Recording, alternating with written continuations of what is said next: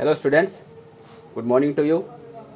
आशा करता हूँ कि तुम सब अपने अपने घरों पे अच्छी तरह से प्रिपरेशन कर रहे हो, अच्छी तरह से पढ़ाई कर रहे हो और अपने अपने शरीर का भी ध्यान रख रहे हो। ठीक है, तो आज जो हम टॉपिक लेके आए हैं करंट इलेक्ट्रिसिटी से हमने फर्दर कंटिन्यूएशन लेके आया हूँ। आज का टॉपिक है हमारा इलेक्ट्रोमोटिव फोर्स, यानी शॉर्ट फॉर्म EMF। हमने पिछले दिनों हमने इंटरनल रेजिस्टेंस तक ही हमने पढ़ा था। आज हम देखेंगे इलेक्ट्रोमोटिव फोर्स। चलो, तो इलेक्ट्रोमोटिव फोर्स हमने देखा था कि पॉजिटिव चार्ज, ये है पॉजिटिव पार्ट, ये नेगेटिव। पॉजिटिव चार्ज यानी करंट फ्लो करता है फ्रॉम पॉजिटिव टू नेगेटिव, और इलेक्ट्रॉन फ्लो करता है from lower potential to higher potential. Electromotive force का बेसिक डेफिनेशन अगर हम देखें, इलेक्ट्रोमोटिव फोर्स का बेसिक डेफिनेशन यही है कि work done to move a unit positive charge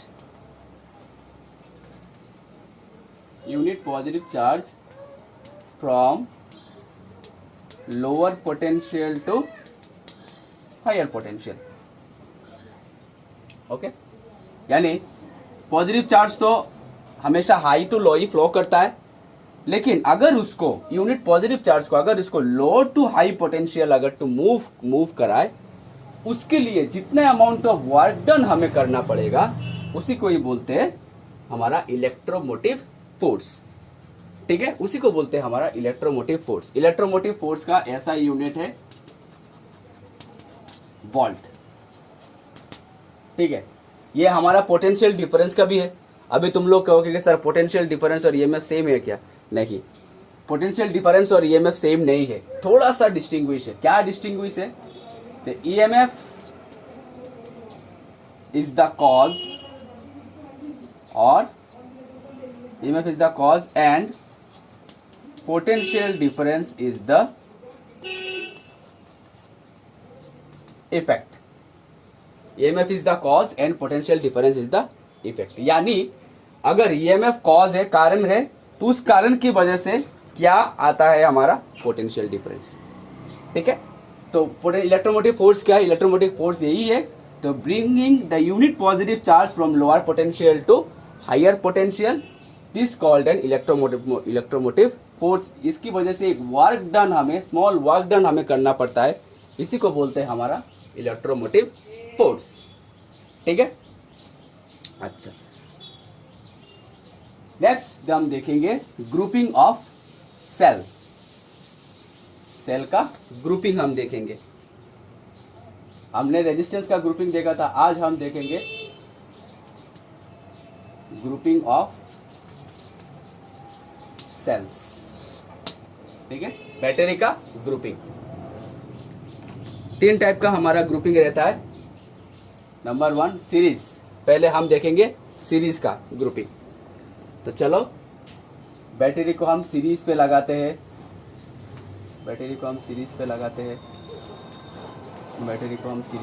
ये लगा दिया हमने बैटरी को सीरीज पे। यहाँ पे ये हो गया हमारा एक्सटर्नल रेजिस्टेंस, ये एक्सटर्नल रेजिस्टेंस R। ठीक है, इन सब का EMF E, इसका EMF E, इसका EMF E।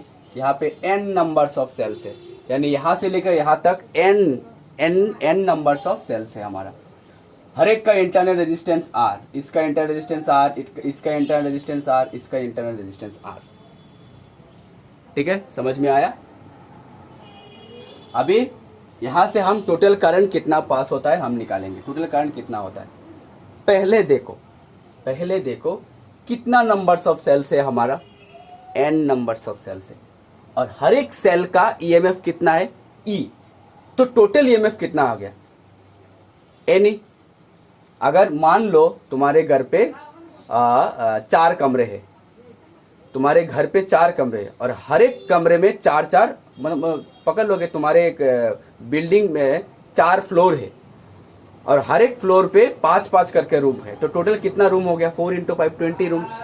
वैसे ही ये सारे कितना हमारा सेल्स है? N हमारा सेल्स है, हर एक का EMF हो गया हमारा E, तो टोटल नंबर ऑफ सेल हो गया हमारा N × E, यानी टोटल EMF हो गया हमारा N × E। So total EMF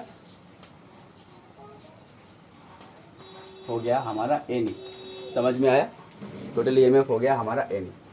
ठीक है, अभी देखो इसका, इस बैटरी का इंटरनल रेजिस्टेंस आर, इस बैटरी का इंटरनल रेजिस्टेंस आर, ऐसे ऐसे ऐसे ऐसे करके इस बैटरी के इंटरनल रेजिस्टेंस भी आर। अगर सेल सीरीज में है तो इंटरनल रेजिस्टेंस भी सीरीज में ही कनेक्टेड रहेगा। कॉमन सेंस की बात है। अगर रेजिस्टेंस इंटरनल हो या एक्सटर्नल हो, रेजिस्टेंस अगर सीरीज में हो तो टोटल रेजिस्टेंस क्या आ जाएगा? टोटल इंटरनल रेजिस्टेंस क्या आ जाएगा? टोटल इंटरनल रेजिस्टेंस आ जाएगा r, R1 plus R2 plus R3 plus R4 dot dot dot dot. कितना है हमारा? समझ में आया? कितना आ गया हमारा? NR, R plus R plus R plus R dot dot dot dot करके कितना हमारा N। सो टोटल आ गया हमारा NR, total internal resistance.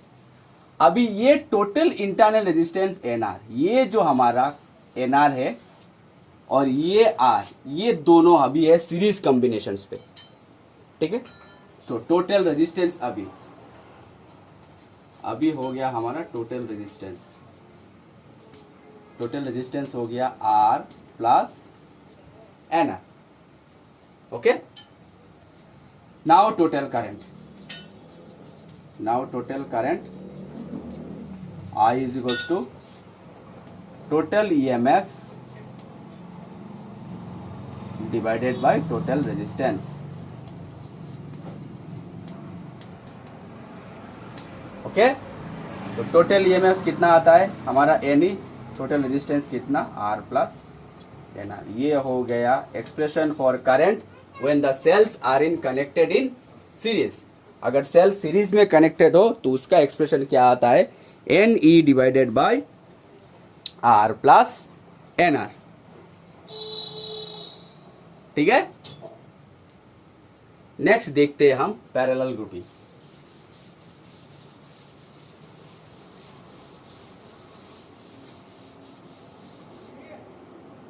Next देखते हैं हम पैरेलल ग्रुपिंग। तो पैरेलल ग्रुपिंग पे हम सेल को ऐसे ऐसे कनेक्टेड करेंगे, ऐसे कनेक्टेड करेंगे, n नंबर्स ऑफ सेल्स को कनेक्टेड करेंगे।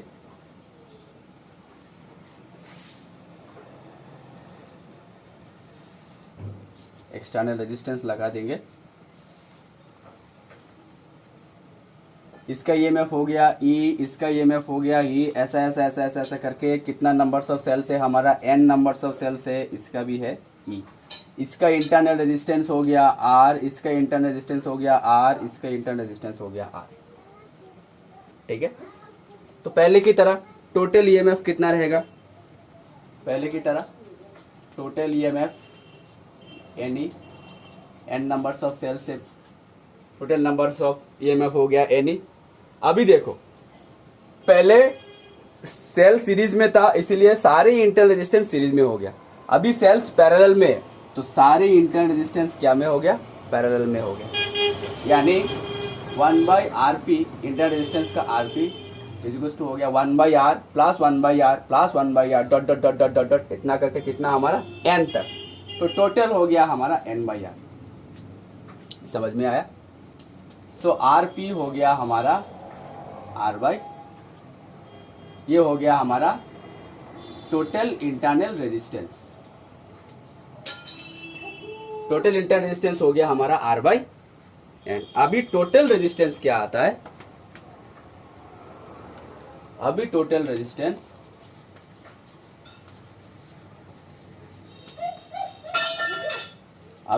रेजिस्टेंस आ गया ये R और ये R/n। अभी तो ये हो गया हमारा R/n, ये हो गया R/n, ये R/n और ये R, ये दोनों हो गया अभी हमारा सीरीज में। तो टोटल रेजिस्टेंस हो गया R प्लस R/। ठीक है, सो टोटल करंट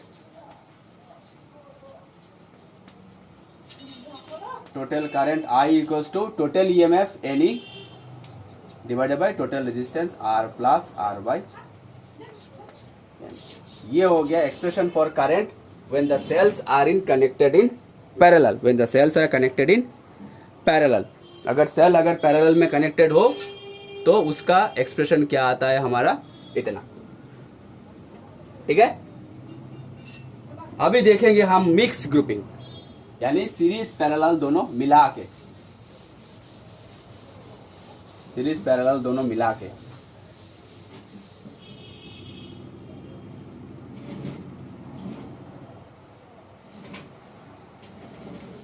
ऐसा एक सेल है, ऐसा एक सेल है, dot dot dot dot dot, ऐसा एक सेल है ये, उसके बाद ऐसा एक सेल है, ऐसा एक सेल है, डॉट डॉट डॉट डॉट, ऐसा एक सेल है, ऐसा, उसके बाद पकड़ लो, ऐसा एक सेल है, ऐसा एक सेल है, डॉट डॉट डॉट डॉट, ऐसा एक सेल है।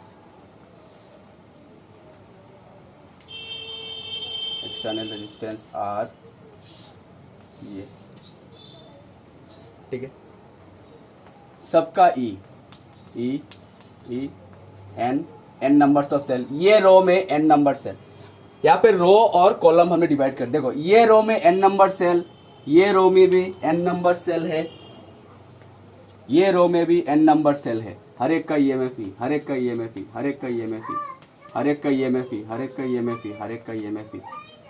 ऐसे करके ये एक रो, दो रो, तीन रो, चार रो, ऐसा करके हमारा एम नंबर्स ऑफ रो है। कितना रो है हमारा? एम नंबर्स ऑफ रो, ठीक है। हर एक रो में कितना करके सेल है? एन नंबर सेल है। ऐसा करके कितना नंबर ऑफ रो है हमारा? एम नंबर्स रो।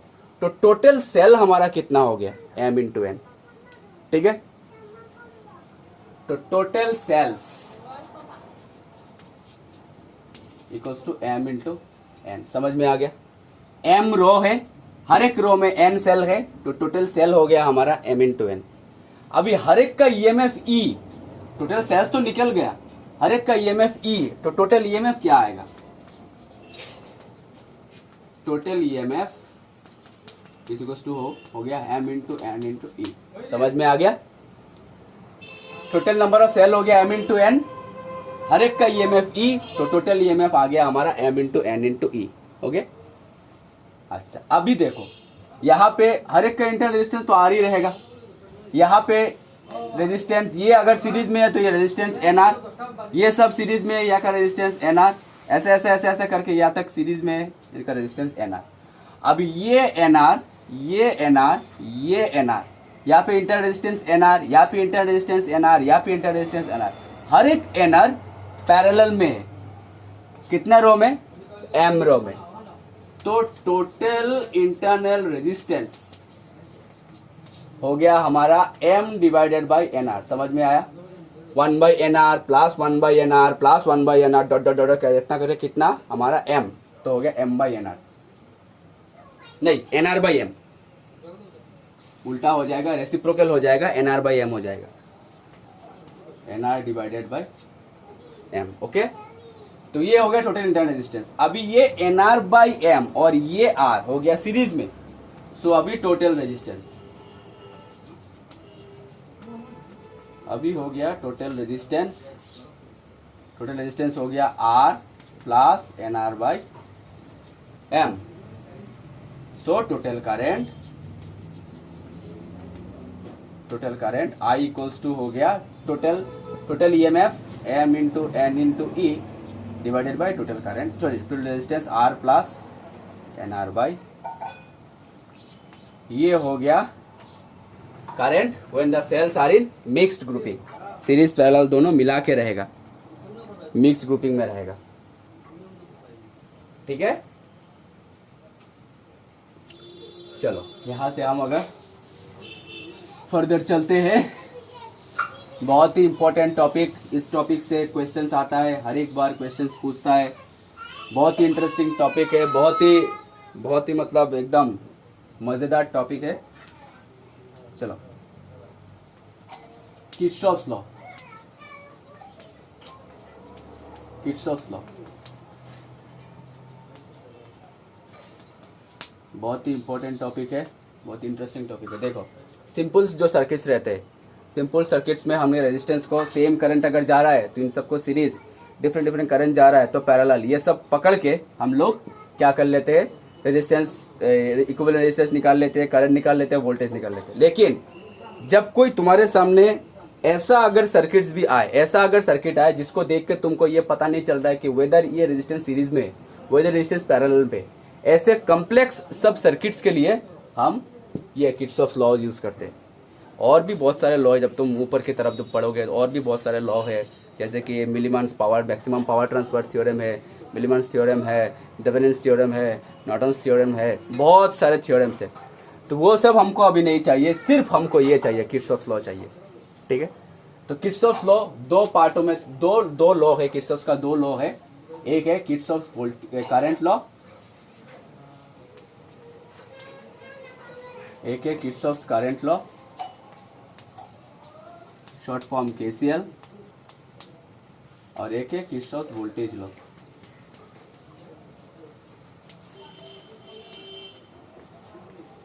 एक है Kirchhoff voltage law, short form KVL. ठीक है, एक है किर्चॉफ करंट लॉ केसीएल, एक है Kirchhoff current law,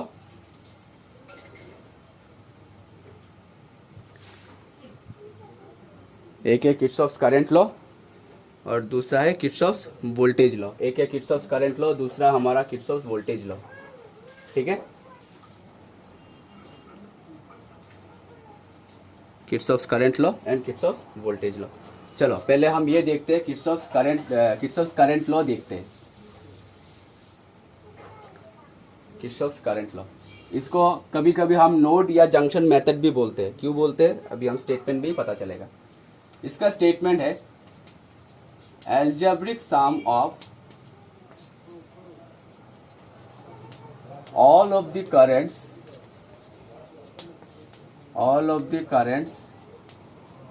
meeting at a junction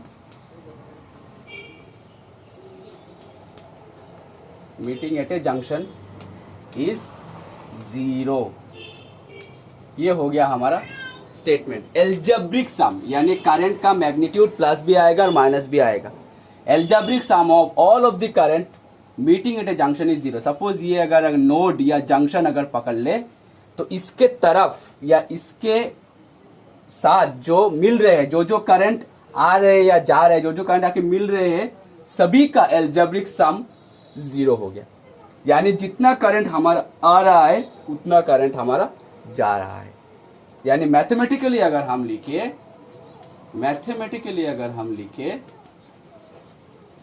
तो हम लिख सकते हैं summation I is equal to 0। यानी algebraic sum of all of the current meeting at a junction will be 0।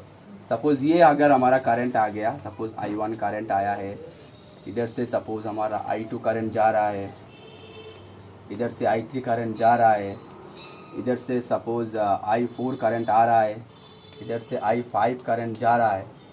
ठीक है, तो जितना करंट आया है उतना करंट निकलेगा। अगर 1 करोड़ एम्पियर अगर करंट आ गया तो जंक्शन के उस तरफ से हमारा 1 करोड़, और अगर आया है 1 करंट जंक्शन की तरफ तो निकलेगा भी 1 करोड़ एम्पियर। आया है अगर जंक्शन की तरफ 1 करोड़ एम्पियर करंट, तो उस जंक्शन से 1 करोड़ एम्पियर करंट भी निकलेगा। यानी total sum of all of the current equal to हो जाएगा हमारा 0। यानी चार्जेस आर कंजर्व। ये कंजर्वेशन ऑफ चार्ज का लॉ है। ठीक है, तो algebraic sum of all of the current meeting at a junction is 0। तो मैथमेटिकली हम लिख सकते हैं summation I is equal to 0। ठीक है, अभी कब हमको करंट का मैग्नीट्यूड प्लस पकड़ना है, कब हमको करंट का मैग्नीट्यूड माइनस पकड़ना है, इसके लिए हमको देखना होगा साइन कन्वेंशन। चलो हम साइन कन्वेंशन देखते हैं। साइन कन्वेंशन की ओर प्रोसीड करते हैं। साइन कन्वेंशन की ओर प्रोसीड करते हैं। साइन कन्वेंशन अगर हम देखें, साइन कन्वेंशन अगर जो साइन कन्वेंशन हमको बोलता है incoming currents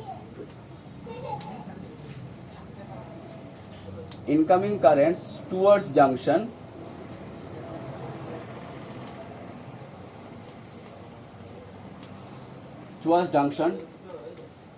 be taken positive, and outgoing currents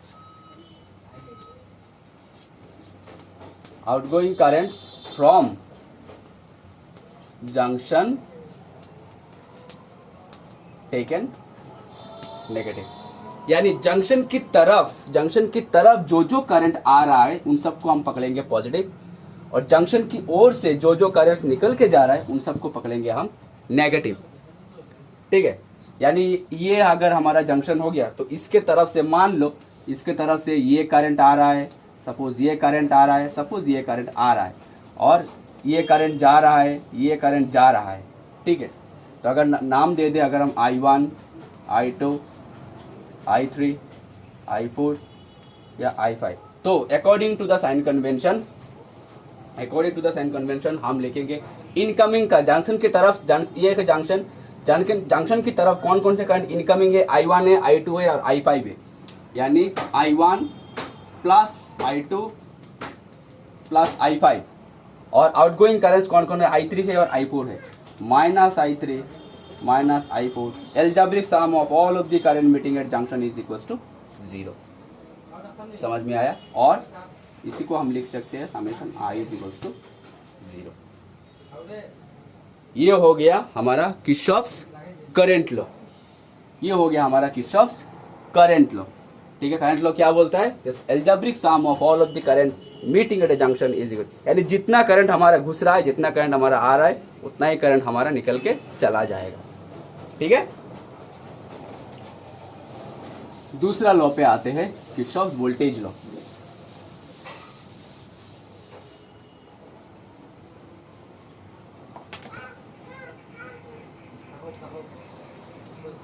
KVL, ठीक है।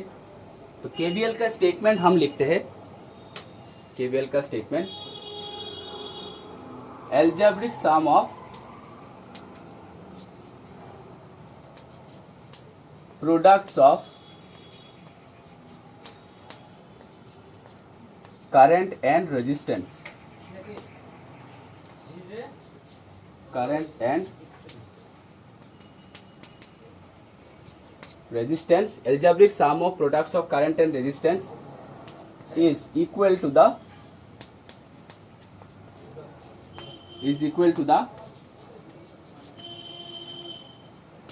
algebraic sum of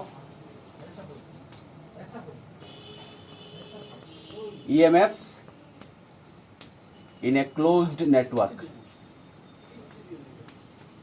केवीएल को हम कभी कभी मैश और क्लोज्ड नेटवर्क मेथड भी बोलते हैं। क्लोज नेटवर्क क्यों? सपोज ये अगर क्लोज मतलब जहां से शुरू होता है वहीं पे आके खत्म, तभी तो ये क्लोज होगा, ठीक है। तो algebraic sum of all of the algebraic sum of product of current and resistance, अगर मैथमेटिकल डेफिनेशन, मैथमेटिकली अगर हम देखें,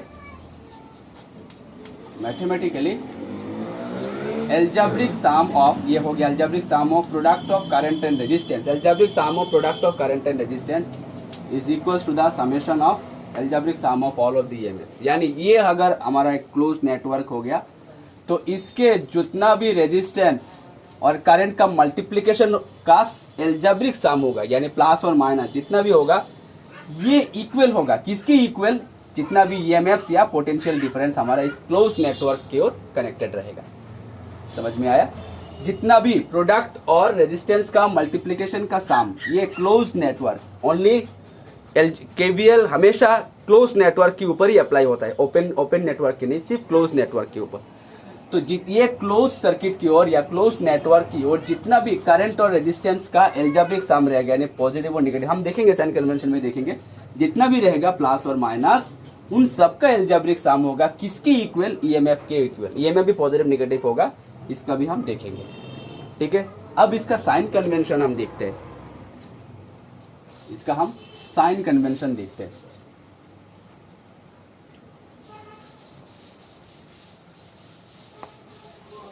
केसीएल और केवीएल के लिए हम एग्जाम्पल्स भी करेंगे, एग्जाम्पल्स करने से ज़्यादा समझ में आता है। तो sign convention,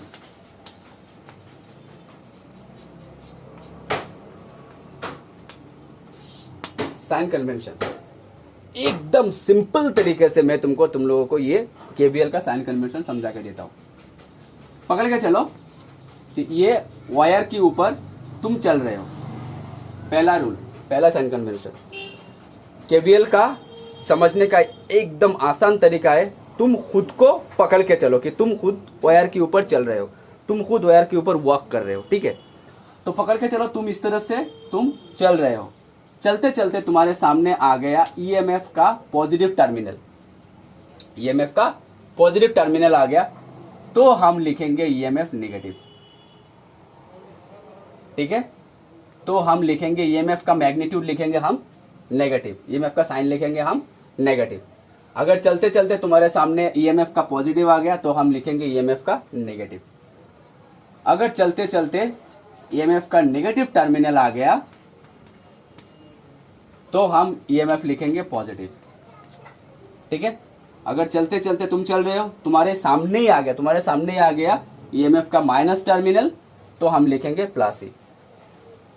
third sign convention, अगर तुम इस तरफ से चल रहे हो और तुम अपने साथ साथ करंट भी लेके चल रहे हो, यानी तुम्हारा जिस तरफ से चलने का डायरेक्शन है उस तरफ से करंट का भी डायरेक्शन है, तो आई आर का जो प्रोडक्ट रहेगा वो रहेगा प्लस। तुम अपने साथ चल रहे हो, अपने साथ तुम करंट को भी लेके चल रहे हो, यानी तुम्हारा जिस तरफ डायरेक्शन है उस तरफ से तुम्हारा करंट का भी डायरेक्शन है, तो आई आर का मल्टीप्लीकेशन रहेगा पॉजिटिव। और तुम इस तरफ से चल रहे हो और करंट रिवर्स डायरेक्शन से आ रहा है, तुम इस तरफ से चल रहे हो और करंट उस तरफ से आ रहा है, तो आई आर का मल्टीप्लीकेशन रहेगा माइनस। समझ में आया? तुम इस तरफ से चल रहे हो, तुम्हारे साथ साथ करंट का भी डायरेक्शन है, तो आई आर का मल्टीप्लीकेशन रहेगा प्लस। तुम इस तरफ से चल रहे हो, करंट उल्टा डायरेक्शन से आएगा, रिवर्स डायरेक्शन से आएगा, तो करंट का मल्टीप्लीकेशन रहेगा, करंट और रेजिस्टेंस का मल्टीप्लीकेशन रहेगा माइनस। ये हो गया हमारा 4 साइन कन्वेंशन। क्या साइन कन्वेंशन, फिर से मैं समझा के देता हूं। तुम चल रहे हो, मान लो कि ये तुम हो, अपने कमर पे हाथ लेके चल रहे हो। ठीक है, तो तुम इस तरफ से चल रहे हो, चलते चलते तुमने देख लिया सामने आ गया पॉजिटिव टर्मिनल, तो हम ईएमएफ का वैल्यू लिखेंगे। ईएमएफ का अगर पॉजिटिव टर्मिनल आ गया तो ईएमएफ का मैग्नीट्यूड लिखेंगे हम माइनस। ठीक है, अगर तुम इस तरफ से चल रहे हो, सामने आ गया ईएमएफ का माइनस, तो हम ईएमएफ लिखेंगे, मैग्नीट्यूड लिखेंगे प्लस। तुम इस तरफ से चल रहे हो, तुम अपने साथ साथ करंट को भी लेके चल रहे हो, अगर यानी तुम्हारा जिस तरफ से डायरेक्शन है उसी तरफ से तुम्हारा करंट का भी डायरेक्शन है, तो आई और आर का मल्टीप्लीकेशन रहेगा प्लस। और अगर तुम्हारा डायरेक्शन इस तरफ है और करंट तुम्हारे ऑपोजिट डायरेक्शन से आ रहा है, तो आई और आर का मल्टीप्लीकेशन हम लिखेंगे माइनस। ठीक है, समझ में आया? ठीक है, सो स्टूडेंट्स, आज हम यहाँ तक ही अपना लेक्चर ख़त्म करते हैं। नेक्स्ट हम केसीएल और केवीएल के ऊपर हम बहुत सारे एग्जाम्पल्स करेंगे, तभी जाके तुम लोगों का ये कंसेप्ट अच्छी तरह से क्लियर हो जाएगा। ये कोई टफ नहीं है, एकदम इजी है। साइन कन्वेंशन अच्छी तरह से मैंने समझा के दिया है। अगर कोई डाउट हो तो तुम पूछ सकते हो मुझसे, लेकिन ये एकदम आसान तरीका है।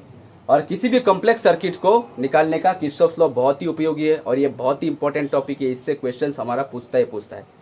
आशा करता हूँ ये सब तुम लोगों को समझ में आया है और अच्छी तरह से तुम लोग ये प्रैक्टिस करोगे। आज का लेक्चर यहाँ तक ही ख़त्म करते हैं, नेक्स्ट हम इससे फर्दर और स्टडी करेंगे। Thank you so much, stay safe, stay at home. Thank you.